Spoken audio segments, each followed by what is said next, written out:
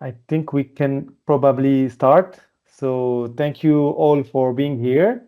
And probably some people will join a bit later, but thank you, Vidya Valbh, for being the first to start this series of keynotes that we called CyberE71 Thursdays.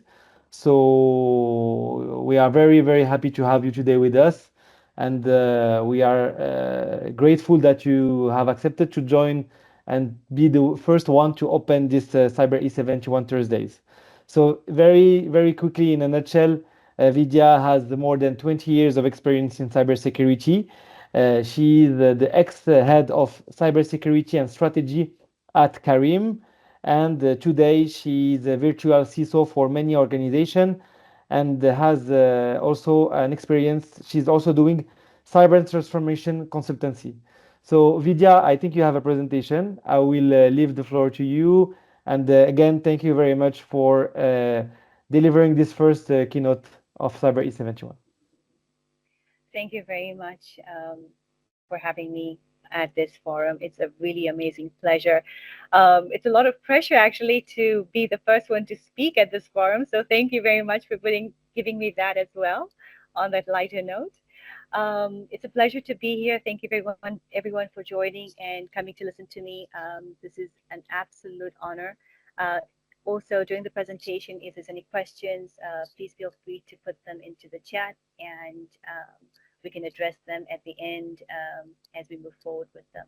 I look forward to engaging with you, and I want this session to be more of interaction more than me talking to you. I want to be talking with you and sharing my experience. So I will just open this with you. So today, just a little bit about myself, and thank you, Ali, for introducing me on that note. So I'd like to talk to you more about my journey. As Ali just mentioned, I've had about over 20 years of experience in cybersecurity space. I organically actually got into this about 20 years ago. Cybersecurity, information security, data security, and then just IT security were the terms that were used in that space.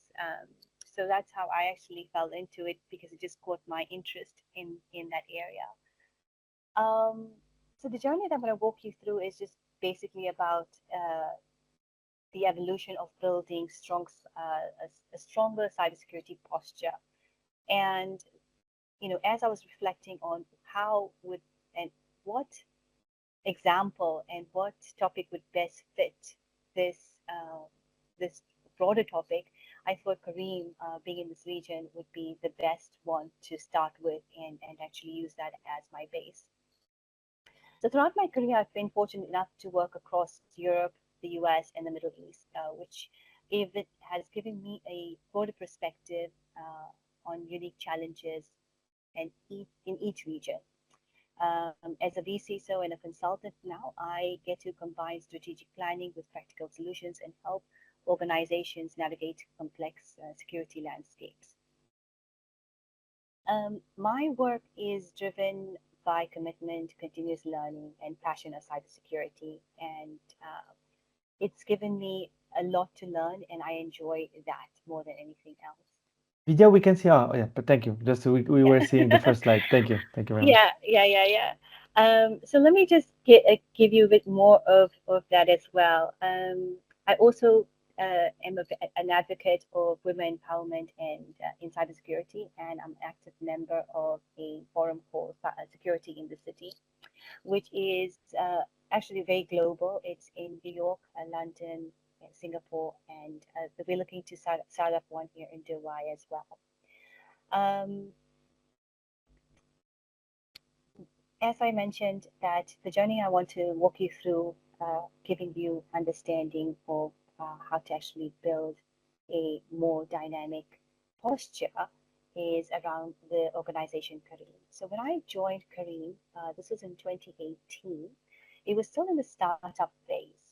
I had just moved to Dubai, and in 2018, I'm not so sure if many of you remember, but Kareem had just suffered a breach and they were coming out of it. So I actually got a call from a person that worked for Mandiant, and and he said, you know what, we're looking at this organization, and would you be interested in helping us mature it and building this, establishing this function? It's a green field, and what do you think? So I've always been in organizations, transforming them, building them up from something, from some substance already. But this was something that was quite very new. And I thought, well, while I've always worked in fintech, this is a different domain as well.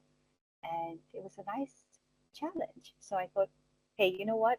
Let's just jump into it. And that's how my introduction to Kareem was. When I first joined Kareem, the energy in the organization was so amazing and immense that they were looking to be the unicorn, and were the unicorn in the UAE. So their mindset was always first to market. And as you understand, as entrepreneurs and being in that space, a lot of people put security at the very back end. They don't think about security. They think about customers, they think about products, they think about functionality, they think about design, everything else, marketing, everything else, but security. They just know that it needs to be stable, reliable, and available. But what about the data and your other aspects of it?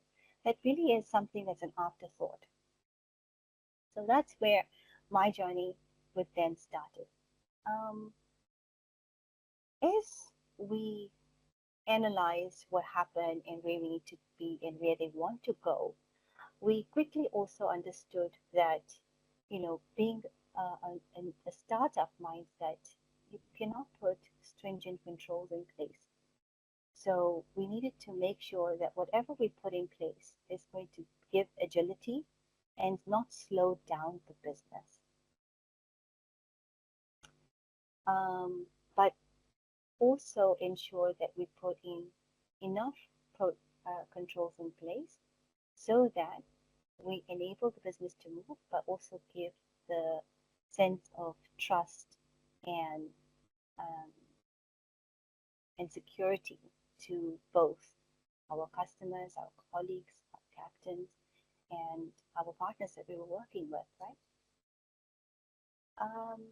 So as I'm going through this presentation, what I was going to say is I'm going to walk you through a couple of phases, right? The startup phase, the acquisition phase, the pandemic pivot, the post-pandemic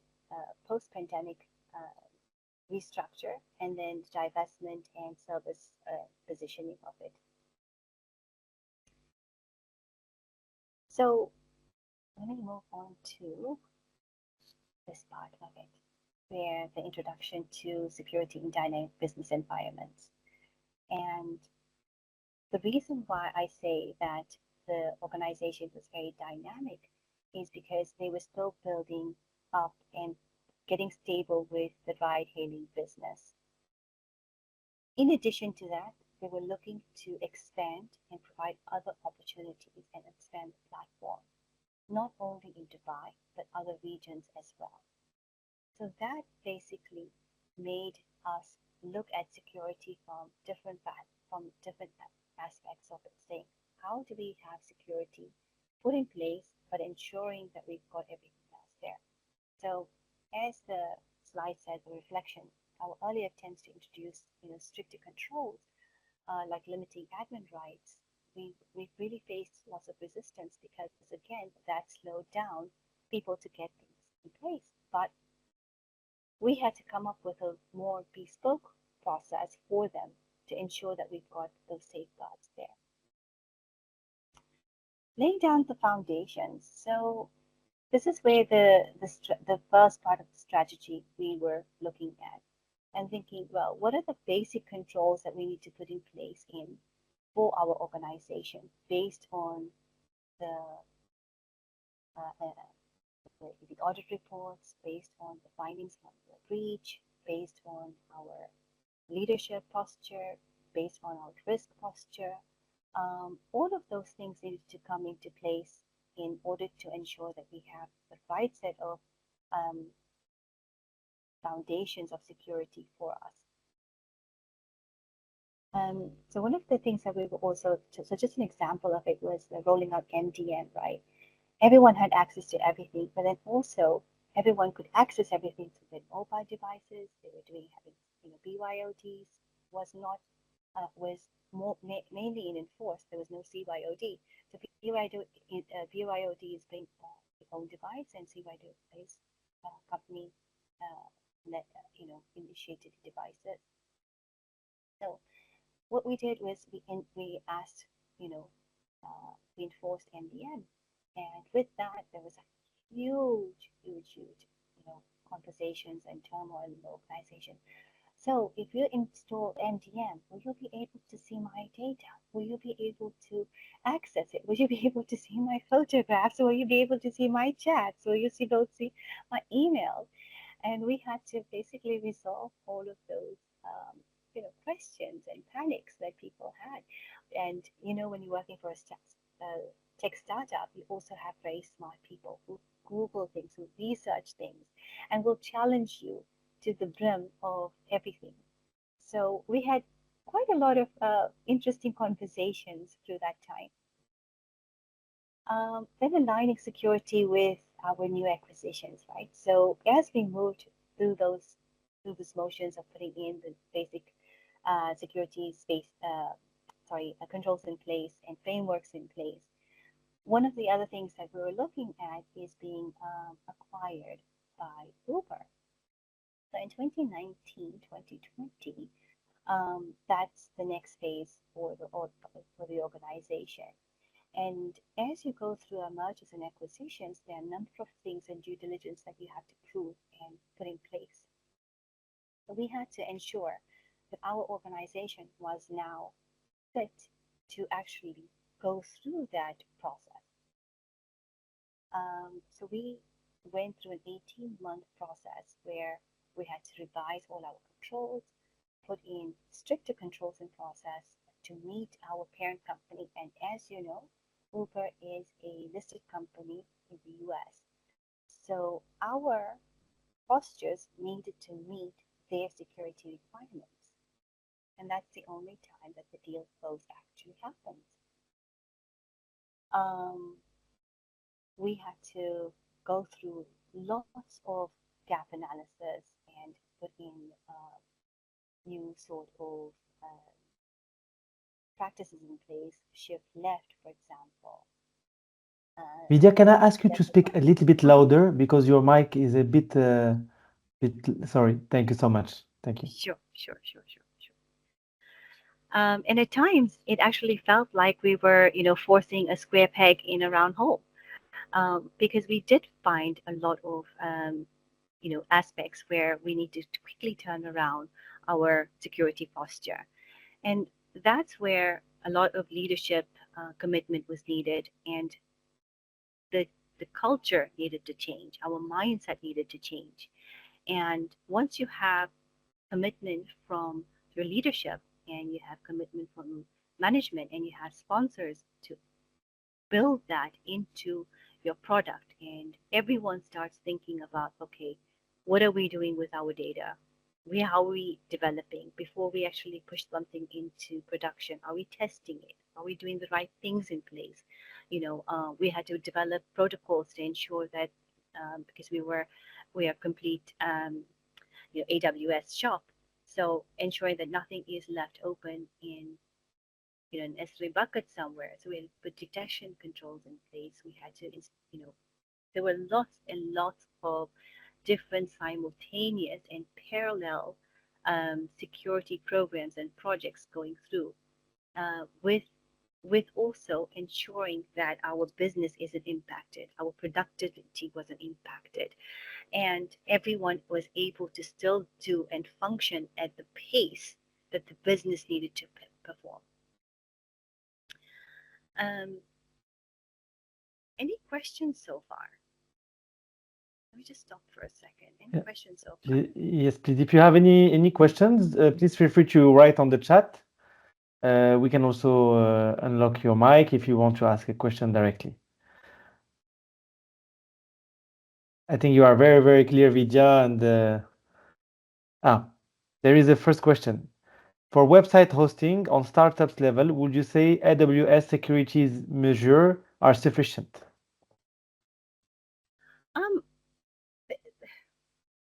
Would you say AWS measures are sufficient? Measures are sufficient. They are sufficient in a sense, but it also depends on what you're looking to do, right? AWS has so many different aspects and modules that can help your business or your for startups to put in place. Now, AWS has a wonderful security model. I think there's a course that you can actually take that gives you that level of understanding in that space. And I can send that information to Ali, who can share it with the forum afterwards. Thank you for the question. Any other question? No, should I continue? Yeah, thank you. Cool. I just wanted to stop to make sure everyone's okay. No one's fallen asleep yet. No. It's very clear, but it's much better when you have your mic close to you, Vidya, because it's true that we hear you much better now. Thank you so much. Okay, what? No worries. Great.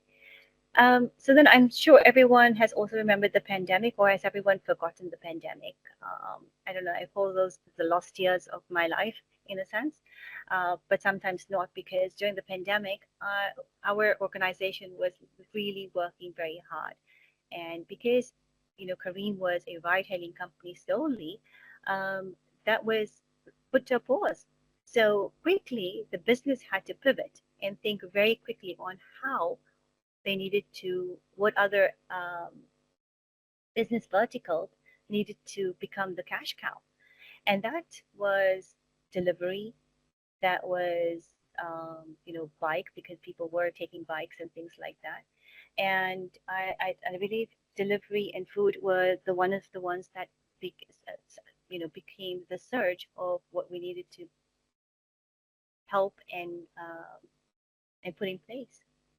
So with the rapid shift of remote working and digital resilience, we and in the security space needed to understand how do we enable our engineers, our customers, and everyone to ensure that there's no disruption in service. Plus, a lot of people during the pandemic also experienced breaches. So we were definitely a target at that point in time, and a lot of organizations were targets. So that was one of a key moment in those spaces where security played a pivotal role as well.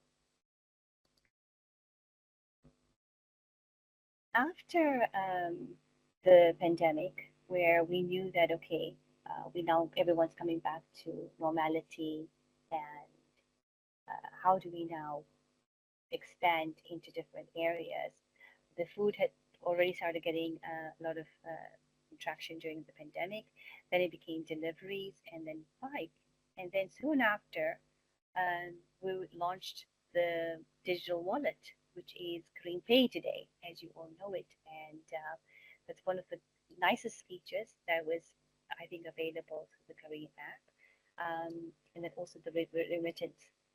So during that phase is something that we as an organization had to also cater for, because all of a sudden we now needed to become regulated, PCI DSS, and then also the central bank UAE, which has lots of stricter controls in place. Now, from a security perspective, we had to revisit our policies, our procedures, and then mature that in all the different aspects of it. Although we had some level of controls in areas, but then we had to start having more So for PCI DSS, you need to have a certain environment for your data to be managed. They have stricter controls in order to ensure that no one can access it. If you have any changes, these changes have to be tested. They have to go through security testing.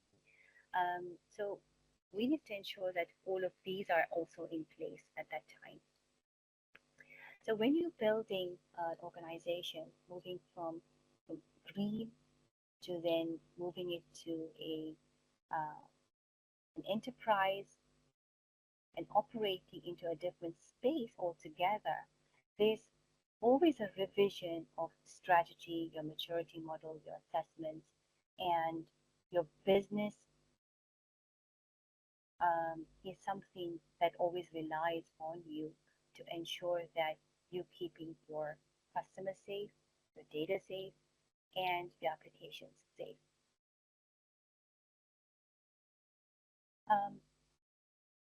One of the reflections that came out of this phase is actually that security wasn't a one size fits all. So it doesn't matter if you're doing it in one organization, will it also fit your organization? No, it basically depends on your risk appetite. It depends on the business, where you're going, where they see themselves as well, and you cannot become a resistance to them.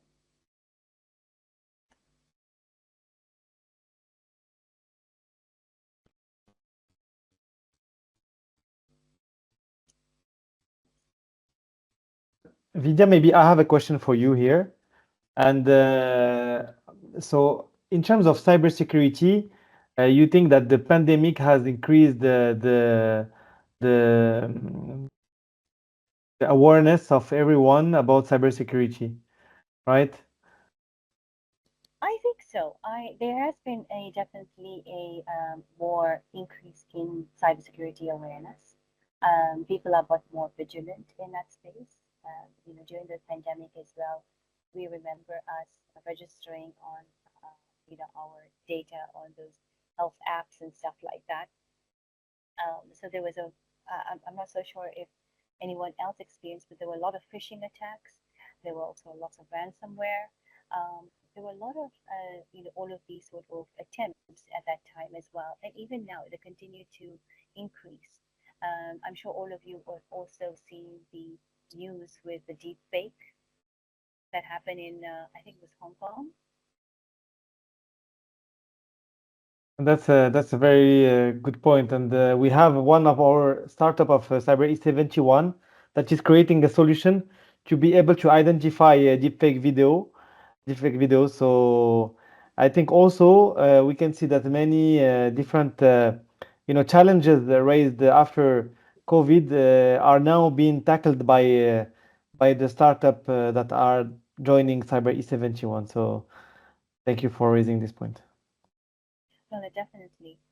So that's actually a very good thing, because you know what, that brings me nicely into the next slide here, which is shared responsibility, right? Security is actually a shared responsibility, and deepfake is one of those things where we need to ensure that if we've got the right controls in place, then you almost are looking at every aspect as, oh, is this something I should be doing or shouldn't be doing, right? Awareness is one of those things that you can only stop, and you can, the best form of control is awareness, right? Where if you know that a process needs to go, if you need to approve something, or something needs to go through a proper approval process, or an if you need to access a system or an application, and you don't have a process in place, and someone says, taps you on the shoulder, hey, you know what, John, can I have access to this, database? It needs, can you just give me the password? And someone says, yeah, okay, I'll just send you over the text message. That's when you know that you are most likely to be compromised at that point in time. But if you've got process in place, that basically helps you ensure that the right people at the right time have the right access to right things, right? So least privileged access is very important. And that's where awareness comes into place. So when people understand why you have the controls and why you have processes in place, why you have policies in place, I think the organization becomes much more safer. So that's where I feel that the shared model of responsibility or security is an empowering to an organization, and that really helped Kareem in many, many situations, because not everyone then had access to everything. Not everyone could get, reports, financial reports, customer data, things like that. There was proper controls in place as the business and the organization grew. So shared responsibility is very important. I mean, there were lots of people that would call up and say, hey, you know what? I won't say this is happening in Kareem, but I have seen this in other organizations where they said, yeah, I did receive some, odd call asking me for some information or whatever, and it has stopped. So it's one of those things where shared responsibility is very, very, important. I did. This is not a Korean story. This is a different story altogether. But in one of my organizations that I worked for in the UK, we actually tested this out, where we left a couple of USB sticks lying around, and we just wanted to see, who actually plugs them in. And guess what? We had a couple of people that were compromised on that. And about a couple of weeks ago, I did awareness training at one of the organizations. And what I had done is I had um, a, a scan. What do you call it? Those. I'm losing my words. Vidya, thank you. We have some questions. Sure. I have also one question for you. And please, I'm sorry to ask you again, but if you can just put your mic close to you, Yes. sometimes it's a bit far. Thank you. Sorry. So my, Uh-huh. my question is, you said that everyone in the organization should be responsible of cybersecurity, but for a lot of people, cybersecurity, it's like foreign language. It's very complicated, and apart from the basic training that all of us can have, on, as you say, how not to open a phishing email, things like that. What would you recommend for an organization to improve the level of understanding of what are the key cybersecurity alerts?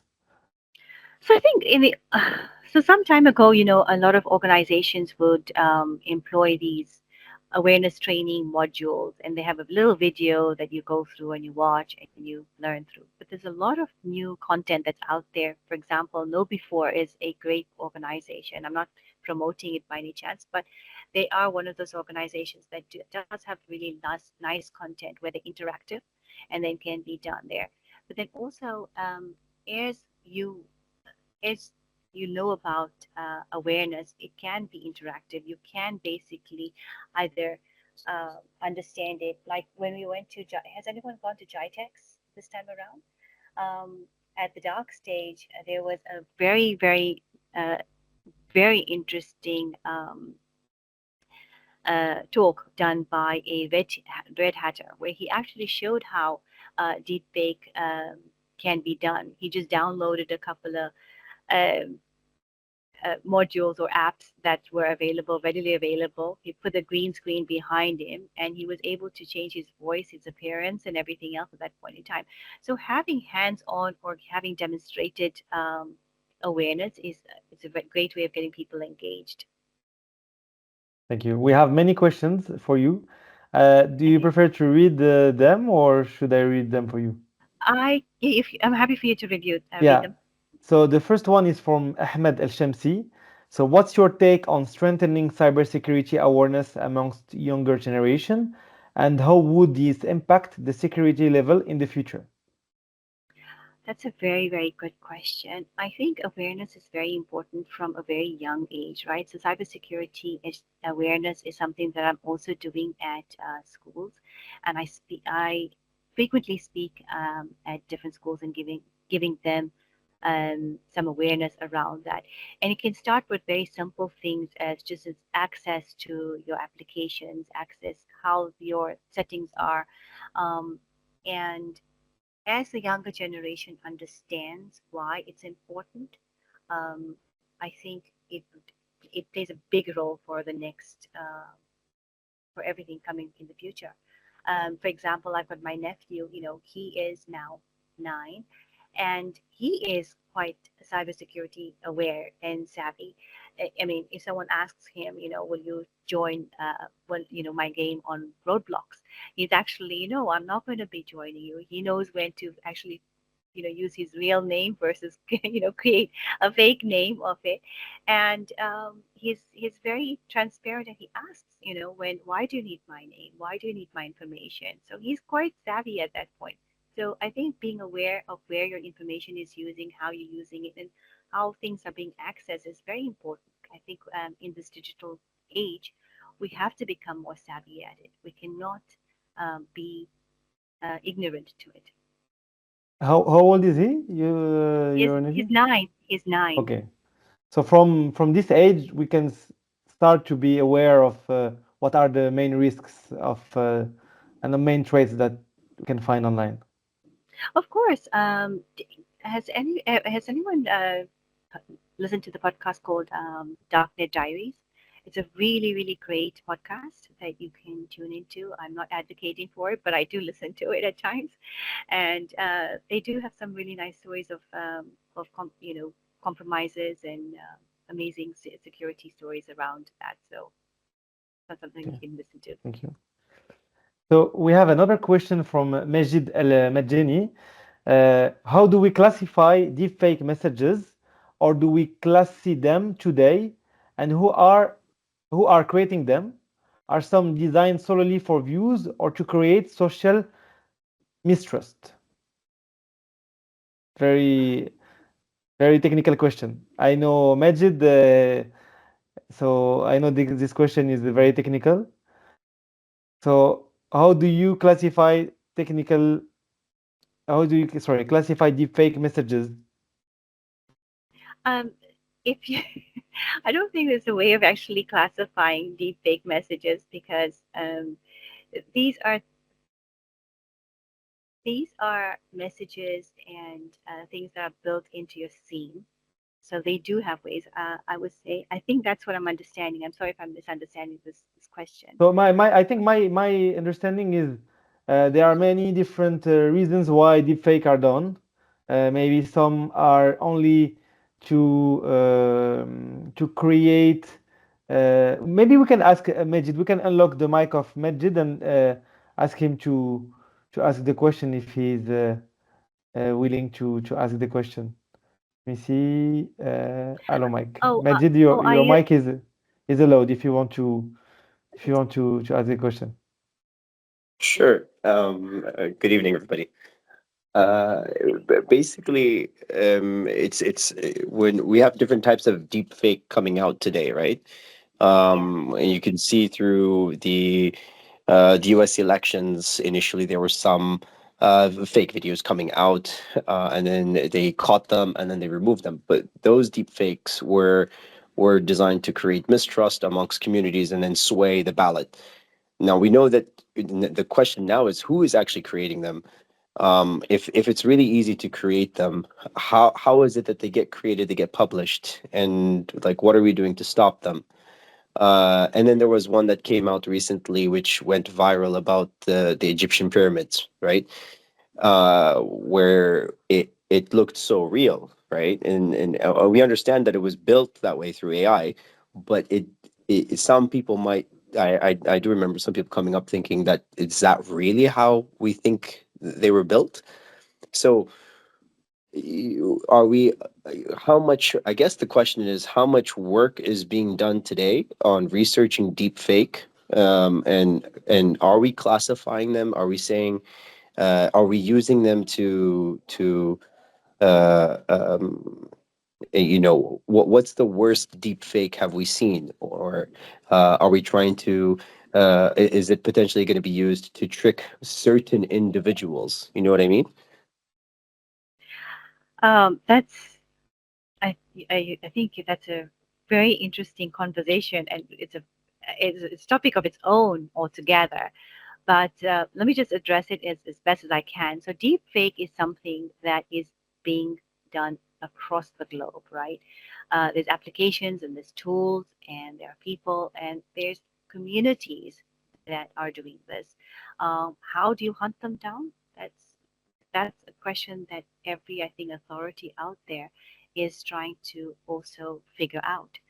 This is an unsolved, I think, issue that everyone's working towards. I mean, the good guys, and there's more threat actors out there than good people, and they're always one step ahead.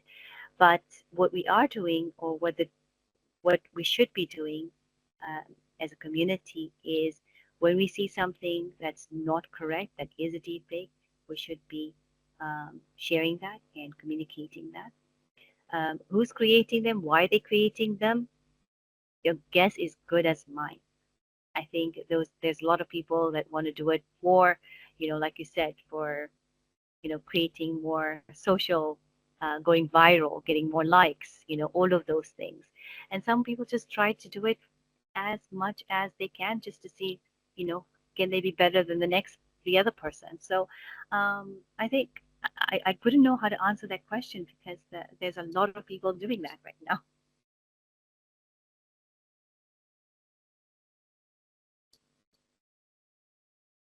Thank you very much, Vidya. I think it was a tricky and a very interesting question. Thank you so much, Very interesting question, Majid. definitely. Yeah. I think we need to write a book dedicated to this question.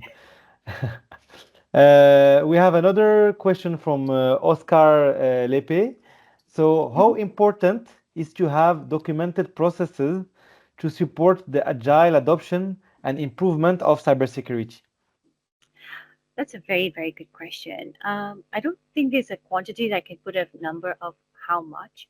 I think what is necessary in order for your organization, so if you're a startup, having too much of documentation is not going to help you, because no one's going to read it, to be honest with you. Having too little also doesn't help. But then having just the right amount of information to help the organization and the people that are going to follow the process is I would think, the right balance. So, for example, when we were putting in processes in place in Kareem, right? Our standard and our methodology, or we were looking at 27,000, right, and one, and then also PCI. Those were our methodologies we were looking at, but we didn't implement everything at that point in time. We chose very specific ones that we were going to focus on as we matured through the organization. So change management, access management, things like that, right? Did that help? Yes, thank you. I think we have another question from Mr. Fathi Mahmoud Al Khatib. What would you say is the most pressing issue that organizations seems to face when looking for cybersecurity training providers for their employees? What would you say is the most pressing issue that organizations face? I would say employee commitment and engagement is what the issue that we face, right? When someone says, you need to do cybersecurity training or any sort of training, everyone's ears just basically go, oh no, do I need to do this training? But they don't understand the reasons behind it. And I think as organizations can put some context around why you need the training, and put it in more of a real space, and give real examples, I think employees will understand that, right? It's like saying that, do you give your passport information or your birth information or your bank details to anybody and everybody? Someone will say no. So if you put that into the context of an organization, that's it. How would you protect your crown jewels of your organization? And by attending this training, we will show you what is the right things to do and what you should be looking out for, so that if you see something out of context, you can report it. I think that would be something that is more valuable, is to put into the context of the audience more than anything else. Thank you very much, Vidya. Maybe you can continue on the previous slides if you have some more. Oh. Yeah, I think I just had a couple of more, and I think I was we gonna. know. We have another question. Sure. From questions first. Yeah. No Whoa, worries. I and think it was we were there on is the a yeah. responsibility. Go ahead. Yeah, sure. And so the first question is from Majid: is how did you manage user data, storage, and use of that data? What portion of that data is usable? Um, how did you manage user data, storage data, and use data? Okay, that's a very, very good question, right? Data storage, as you would know, you would put it into a database and your CMDB and things like that. But you also put controls in that space. And and you also have to classify your data, right? What is available to share with the public, on your internet site and things like that, what you can share with internally, what is confidential, and what is, restricted, basically. So when you're looking at data in a financial perspective, your HR, your customer data, things like that, you would want to make sure that you have your data classified and categorized, and you know where your data is. That's very important. I think a lot of organizations,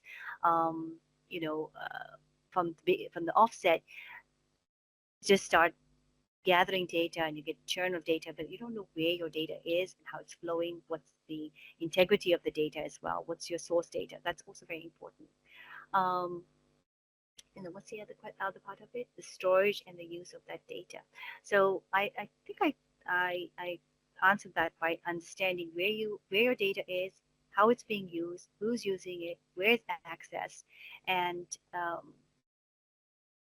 it is very important, and that should be as part of your data modeling and your data design and as part of your architecture. Amazing. Thank you. Thank you very much, Vidya. We also had a very good answer for Mr. Majid on the previous question. So I think we are creating also good synergies here and getting great answers from the other members of this keynote. We have another question from Mr. Hamad Al-Wadhi.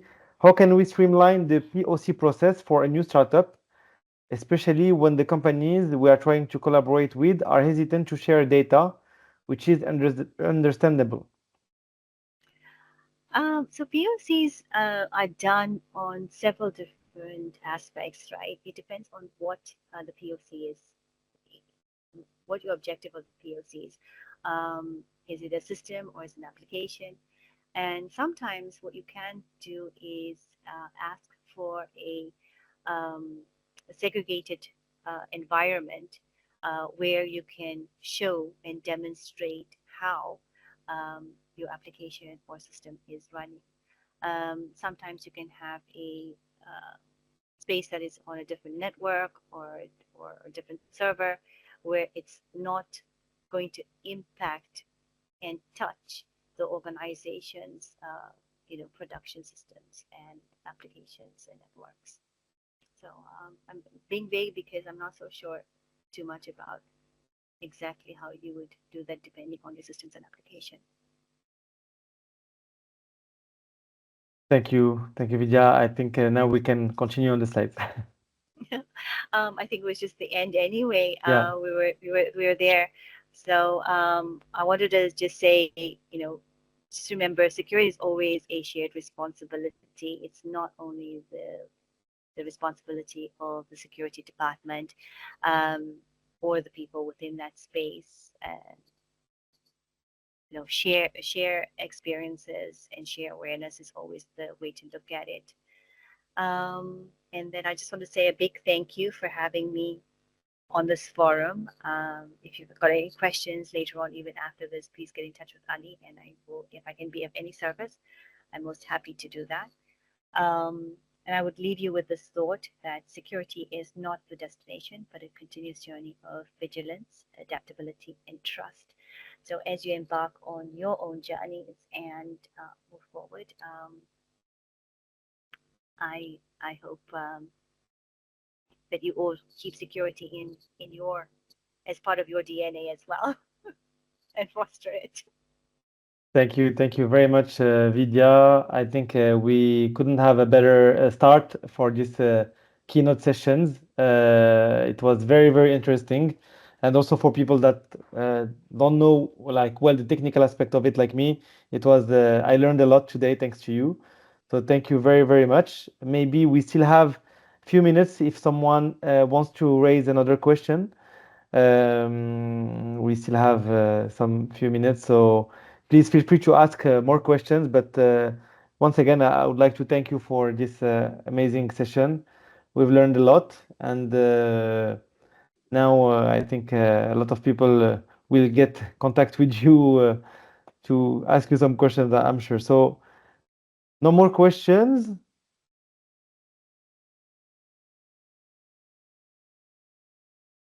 Well, I think there is just some thanks. What sort of approach would you use in order to start training a complete beginner? you know, if you've got the passion for cybersecurity or anything, and you there's no starting point. I would never. You know, a lot of people ask me this question, and a lot of students ask me this question, especially in high school. Um, you starting today. You're an owner of a device. You're an owner of data. You have your own stuff. You're already you're not a beginner. You're already a person that is in security because you're securing your own information. You're already working or being in an organization that has it. I think it's just about honing it and understanding what you are passionate about and what area of security that you'd like to explore and learn more about. Um, I would just say, for me, as I said, it was very organic for me. I started with data warehousing, and then I systematically or organically moved into the space of cybersecurity, and that's just because I enjoy data and I wanted to understand how to secure it. So that was my starting, and that's this is where I am on my continuous journey of it, right? Um, so you know, there's no proper beginning, I would say, but there are areas where like you can start on just understanding the fundamentals of security, as in if you were looking to, um, you know, work in SOC, or if you wanted to be a security engineering, you know, programmer or developer, or if you were looking to do data science. There's lots of things in that space that you can do, and I can share lots of things with Ali as well that can be shared with on this forum afterwards. Thank you, Vidya. Any security incident you can share that happened in your career? No need to mention Well, the name of the company. well, I already just shared one with you, which I was part of, but no, I've been, so I was also a incident response manager as well. So there's been a number of security incidents I have been part of. I don't know if you've heard of Log4j and Spring4Shell. That basically disrupted a lot of Unix and Linux systems a couple of years ago. So that's something that was part of to eradicate that and test that and action that out to organizations. And yeah, as being in this space, I've been part of a number of incidents. Yes. What are the best practices of security awareness in cloud security? There's a number of best practices for that. I mean, ensuring that you're from development to production to ensuring that your architecture, your configurations. There's a number of those in that space. I'm not so sure exactly what's your question around, but if you're able to clarify that, I'm happy to help.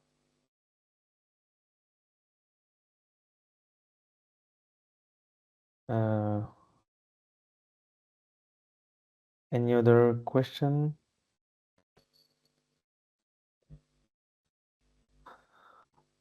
I think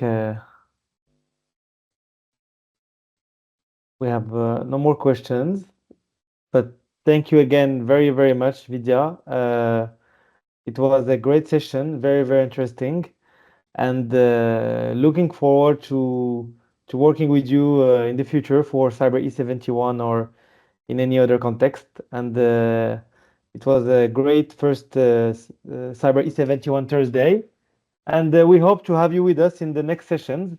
So just for everyone to know, next week we'll have a second session with Mr. Rami Al-Malek from Spider Silk.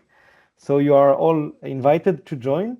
And of course, Vidya, you are a VIP guest speaker, and please feel free to join and to be with us next week. It will be next Thursday as well, and we'll send you all the details. You can find everything on our social media, and all different platforms. We'll share the link with you all. Thank you very much, everyone, and thank you, Vidya, once again. If you want to say Thank last you word. very much, everyone. I really do appreciate it. You're an amazing audience, and I've had a lot of fun. Appreciate it.